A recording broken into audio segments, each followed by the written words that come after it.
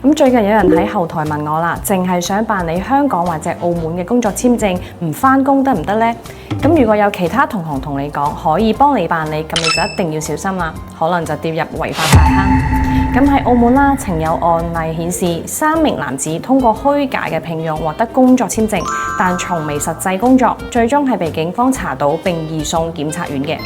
咁喺香港入境處曾多次展開打擊非法勞工嘅行動。2024年1月份至10月期間，平均每月進行逾1500次反非法勞工行動，拘捕咗約2400名嘅非法勞工。咁其中就有48%為內地居民啦。如果喺香港或者澳門辦理工作簽證，但未實際工作，係屬於虛假聘用，僱主同僱員都可能面臨罰款、驅逐出境、刑事處罰以及未來簽證申請限制等嚴重後果。咁建議嚴格遵守港澳相關法律法規，避免因虛假聘用或者非法就業而受到處罰啦。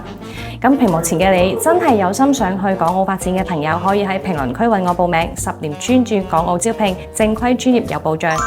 關注 OKJobs 港澳揾工知多啲。